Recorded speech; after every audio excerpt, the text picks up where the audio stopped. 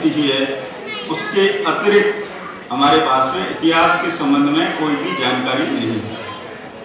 परम पूजनीय शिवनारायण जी पालीवाल ने जुलाई 1931 से लगा करके मई 1932 तक मारवाड़ के 240 गांवों का लगभग 11 माह तक कठिन परिस्थितियों में भ्रमण किया और 1 वर्ष तक जोधपुर में रह करके उस पुस्तक को संपादित किया। वो पुस्तक, इतिहास की पुस्तक, हमारे लिए छाती थी।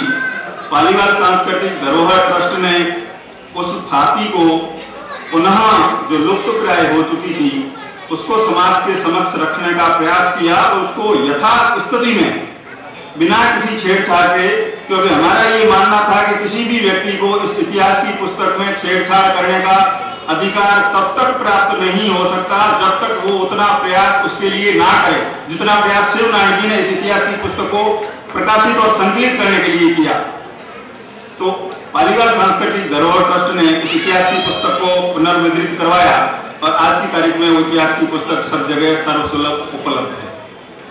उसके अलावा परम पूजनीय शिवनारायण जी ने इस इतिहास की पुस्तक के संकलन से पहले पालीवाल प्रबोधन करके एक छोटी सी पुस्तिका लिखी थी और मारवाड़ के इन 240 गांवों में जब उन्होंने 11 माह का भ्रमण किया तो पालीवाल संदेश जो पत्रिका आगरा से निकलती थी उसके विशेषण के रूप में पालीवाल संदेश में मारवाड़ यात्रा के ऐतिहासिक संस्मरण छपे, वो भी लुप्त प्राय हो गए थे, कहीं उपलब्ध नहीं थे।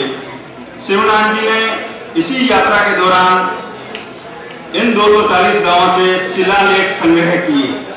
शिलालेख हमारे पूर्वजों ने जब जैसलमेर को छोड़ा, जैसलमेर में रह रहे थे, तो वहां उन्होंने अपनी उपस्थिति के लिए शिलालेख बनाए और उन शिलालेखों को पंडित शिवनारायण जी ने संग्रहित किया और पालीवाल संदेश ने उनको प्रकाशित किया।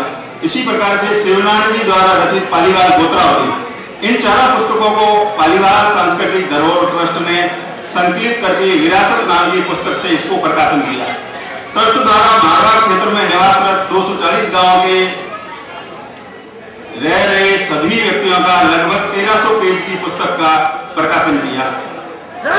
उससे सबसे महत्वपूर्ण काम पालीवाल विवाह पद्धति आपके नागपुर से ही प्रकाशित हुई थी वर्ष 1940 में पंडित गोपाल प्रसाद शास्त्री द्वारा लिखित पालीवाल विवाह पद्धति, जो आज की तारीख में कहीं बहुत संख्या में उपलब्ध नहीं है।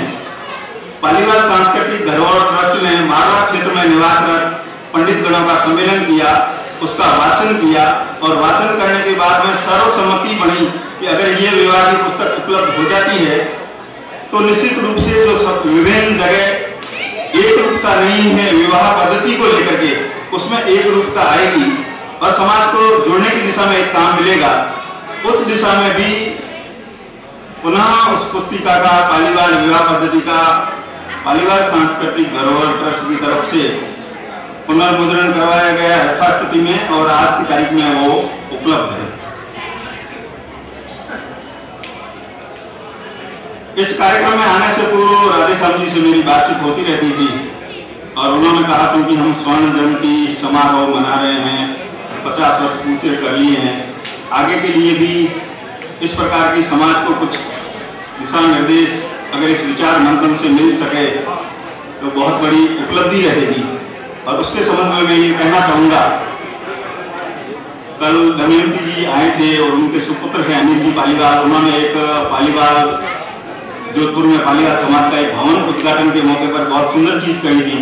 आज भी कुछ ऐसे क्षेत्र हैं जो रिक्त हैं जहां हम जा सकते हैं। एक क्षेत्र है सेना का क्षेत्र, सेना के क्षेत्र में कोई रिजर्वेशन नहीं है, किसी प्रकार का आरक्षण नहीं है, हम उस क्षेत्र में जा सकते हैं। और दूसरा क्षेत्र विशेष रूप से राजस्थान में तो महिलाओं के लिए आरक्षित है, 30% आरक्षण है सब सेवाओं में, तो वो भी एक ऐसा क्षेत्र है जहां हम आसानी से उस क्षेत्र में जा सकते हैं। विचार मंथन की इस प्रक्रिया में आर्थिक विषय जो समाज के क्षेत्र में है वो कल से ही मुझे सुनने को मिला। इससे पूर्व समाज की जो बैठकें होती है उसमें आर्थिक विषय के संबंध में कोई विशेष चर्चा वगैरह नहीं होती है।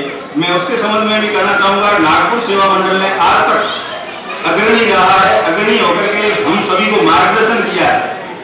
और नागपुर का, जो कि मैं कोऑपरेटिव सेक्टर से हूँ और महाराष्ट्र में कोऑपरेटिव बेहतर है। हमें जब कभी भी पूछा जाता है तो यही पूछा जाता है कि गुजरात और महाराष्ट्र में कोऑपरेटिव सेक्टर क्यों बेहतर है। तो मैं इस मंच से नागपुर सेवा मंडल को निवेदन करना चाहूँगा कि हम इस आर्थिक क्षेत्र में भी कुछ करना चाहते हैं तो एक क्रेडिट कोऑपरेटिव सोसाइटी या मल्टी स्टेट कोऑपरेटिव बैंक का भी गठन करके इस आर्थिक क्षेत्र में जहाँ हमारी उपस्थिति संगठन के नाते नहीं है, उपस्थिति दर्ज करवाई जा सकती है।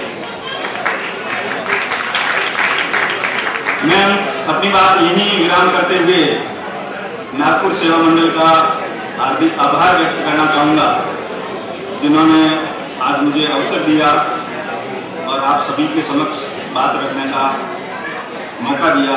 आप सभी का आभार। जय भारत, जय श्री।